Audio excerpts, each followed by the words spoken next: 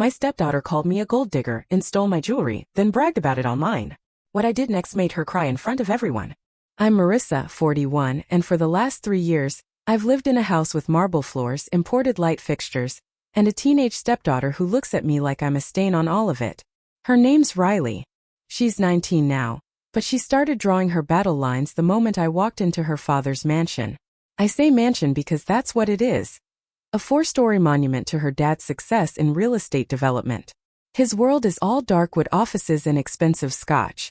Mine used to be thrift stores, vintage bookstores, and frozen ravioli dinners after double shifts.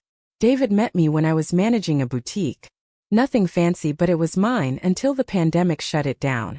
I was working the register in a downtown wine shop when he walked in one day, looking for a gift basket.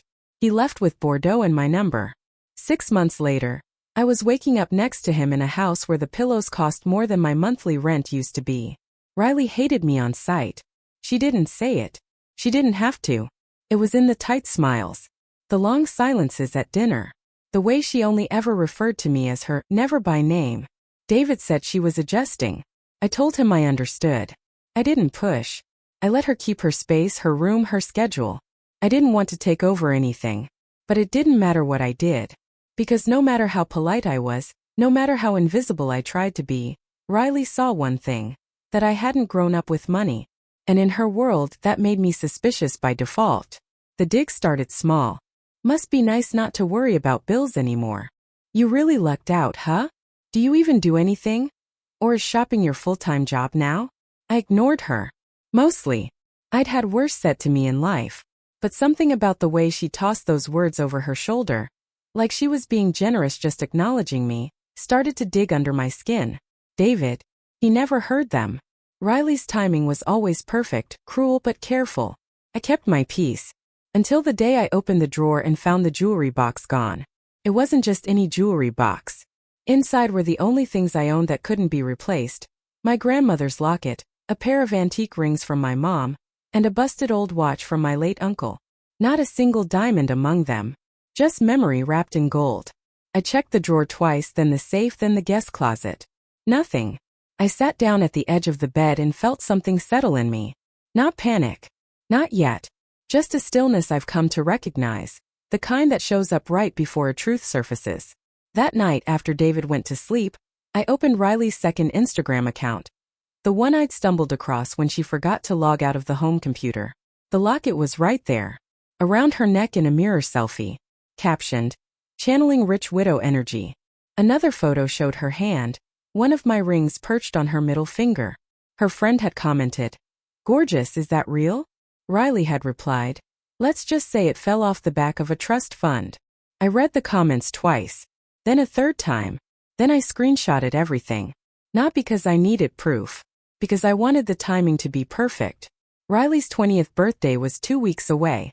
She booked a private rooftop space in the city, all floor-to-ceiling glass and white velvet seating. She sent digital invites to 50 people, custom cocktails, a 3-tier cake, DJ. The whole thing was being paid for by David, who didn't bat an eye at the invoice. And me? I was asked, in Riley's exact words, just to stay out of the way. Of course, I'd said with a smile. Wouldn't want to kill the vibe. What Riley didn't know was that the rooftop venue, I had a connection there. A former client from back when I was still building e-commerce sites for extra cash. He owed me a favor, so I paid the rest of the balance myself. Quietly. Under my name. And then I made one small addition to the evening lineup. Nothing dramatic. Just illuminating before her birthday party.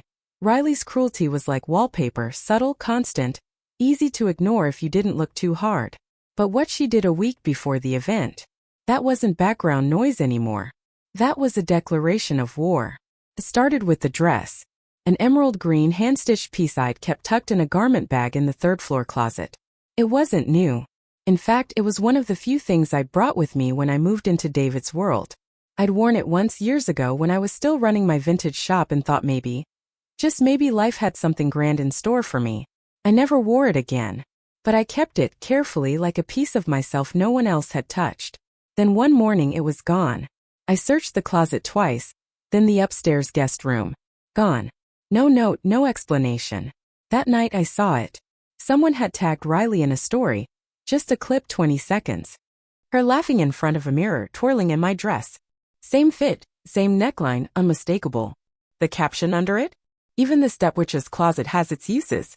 And the comment that made my stomach drop. OMG, isn't that her vintage one? Riley, not hers anymore.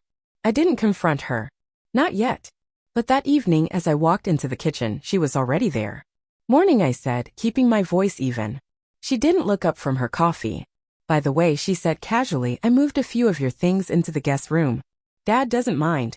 He's been so stressed lately, and you walking around in the early morning kind of keeps him up. Figured it was better for everyone. I just stood there. She looked at me then, smiling sweetly. Just until the party's over. But you know, guests don't always stay forever. And there it was. She wanted me gone. Not just annoyed or out of her way gone. Pushed into a corner, erased. A minor inconvenience she could clean out like a stain on her perfect little world. I said nothing. I just turned and walked out. That night, I opened my laptop and called in a favor. The rooftop lounge Riley had booked for her birthday? It was owned by a man I'd helped 2 years ago. I'd built his online storefront when he was near bankruptcy. And he remembered. I paid the remainder of the party bill in full, under my name. Not David's. And then I made one change to the evening schedule. Not a slideshow. Not a speech. A reveal. The night of the party, the air was thick with perfume, money, and entitlement. Riley made her entrance fashionably late, dressed like she was walking a red carpet. Flashbulbs, champagne, laughter. She played hostess like a queen, commanding, untouchable. She didn't even acknowledge me as I walked in. I didn't mind. At 9 p.m. sharp, the lights dimmed. The DJ's music faded. And the venue manager stepped up to the mic. Ladies and gentlemen, he said, with just the right theatrical edge, tonight is a celebration of someone bold, someone radiant, someone unforgettable. And as part of that tribute, we've prepared something special. A short film about style, character, and what people really leave behind. The screen lowered. At first, everyone assumed it was just another montage. Childhood photos. A cute video of Riley blowing out candles at 6. Laughter. Then it shifted. A screenshot of Riley's Instagram story spinning in my green dress. Caption, not hers anymore. Next, her private messages. I swear I could get her out of the house by summer. Dad's soft, I just have to push. Then the footage. Security cam footage from the living room. Riley opening my jewelry drawer. Holding up my grandmother's locket. Trying it on. Smiling. One of the girls gasped. Another, oh my God. Then silence. Until Riley shouted, turn it off. Everyone turned to her. She was frozen. Jaw clenched, eyes wide. Turn it off. She yelled again, stepping toward the projector. But it kept going. The last frame. Sometimes the things we steal say more about us than the people we take them from. And then, black. The lights rose. Riley stood in the middle of the room, trembling. The silence was unbearable. She burst into tears. Not a graceful cry. A real, gasping, makeup smudging breakdown. And no one moved to comfort her.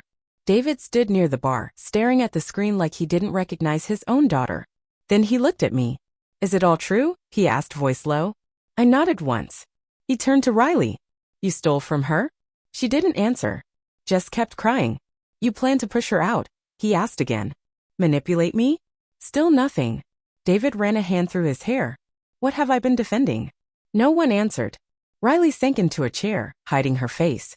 People began whispering. Slowly, some picked up their things and left. Friends, cousins, acquaintances, they slipped out one by one. Avoiding her eyes. David walked over to me. I didn't see it, he said. I didn't want to. And I let her make this house a place where you weren't safe. I didn't say anything. You didn't deserve that, he added. No, I didn't. And for the first time, he knew it too. The next morning, I woke up to the silence of a house that had finally gone still. No slammed doors. No Riley parading down the stairs in designer loungewear, narrating her every move like she had an invisible film crew. Just sunlight pooling across the marble kitchen floor and the low hum of the refrigerator. David was already there, sitting at the table in a t-shirt and the same sweatpants he'd had since college. His phone was on the counter untouched. The coffee in front of him had gone cold. He looked up when I entered, and for once he didn't try to smile. She left, he said. I didn't ask where. Didn't need to. She'd probably gone to stay with one of her friends, the ones who hadn't slipped out the back of the venue last night when the footage rolled. Though I had a feeling even they were keeping their distance now. She cried all night, he added. Packed up around 4. Didn't say goodbye. I poured myself some tea, sat down across from him. The air between us wasn't angry. It was tired, worn thin by months of avoidance and years of silence. She tried to tell me you set her up, he said after a while. That you edited everything to make her look bad. I raised an eyebrow. I didn't believe her, he added quickly. I just needed to hear it from her mouth. And I did. Eventually. I didn't speak. Let him sit in it. I saw the text messages, he continued. The security footage. The stuff she posted. It's not just bad taste. It's deliberate. Calculated. I nodded once. I think I always knew, he said quietly. But she's my daughter. And I kept hoping she'd outgrow it. Get over whatever resentment she had. But it wasn't resentment, was it? No, I said. It was power. And she'd had it. For years. Because he gave it to her. I'm sorry, he said. Not softly. Not dramatically. Just plainly, the way a truth finally said aloud sounds. I believed him. But believing him didn't fix everything. Do you still want me here? I asked. He looked stunned, like the question had never occurred to him. I don't want this house without you in it, he said. I never did. And now I realize.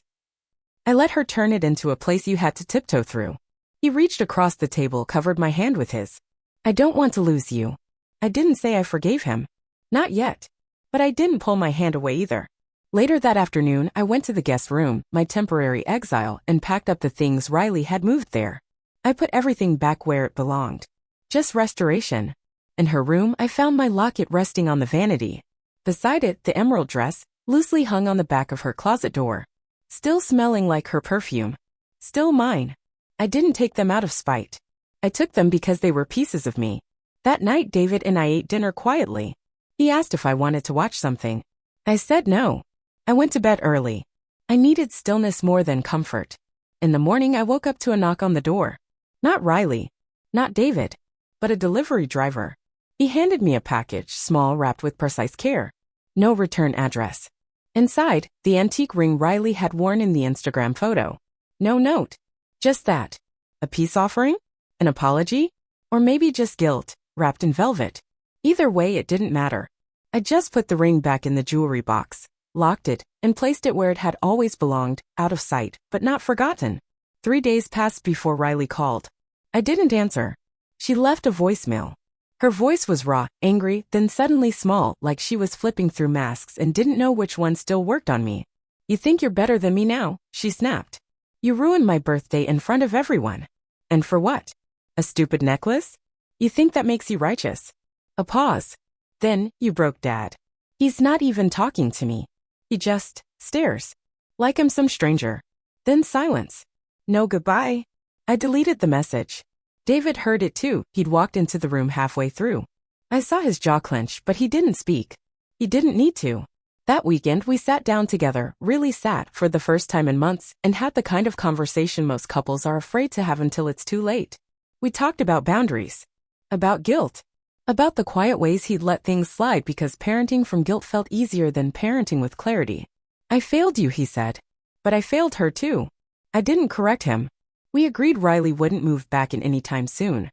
Not until she made real amends, not just for the jewelry or the dress, but for the years of slow, intentional cruelty. For treating me like furniture she hadn't picked out. For weaponizing her grief into a permanent hall pass. I didn't ask him to choose between us. He chose anyway. The next day he mailed Riley a letter. I didn't ask what it said. He folded it slowly, placed it into the envelope like it weighed more than paper. When he dropped it in the mailbox, he stood there for a long time. When he came back inside, he looked lighter. Like someone who had finally said what needed to be said. That evening, I pulled out the green dress. The one she'd stolen, paraded in, laughed in. I ran my fingers along the stitching. Then I placed it in a donation box and sealed the lid. Some things you take back. Others you let go. Update. 2 weeks later. Riley hasn't been back. We've exchanged exactly one message, a short email where she acknowledged the party incident and said, I didn't think it would go that far. That was it. No apology. No ownership. But I didn't need it. I just needed space. And silence. And for the first time in years, I had both. David and I have been going to therapy, something he suggested, not me. He wants to rebuild and not just patch things up. He's different now. Softer where it matters. Firmer where he used to bend until he broke. Sometimes I catch him watching me like he's still surprised I stayed. Sometimes I watch him the same way. We're learning each other again. Without the static. Second update 3 months later. A mutual friend told us Riley has moved in with an aunt. She's taking some time off school, working part-time, and get this, volunteering at a community outreach program for at-risk teens. The irony is poetic. People ask me if I feel vindicated. Not really. Just finished. And maybe that's the best kind of justice. Because in the end, I didn't destroy Riley. I simply stopped protecting her from herself.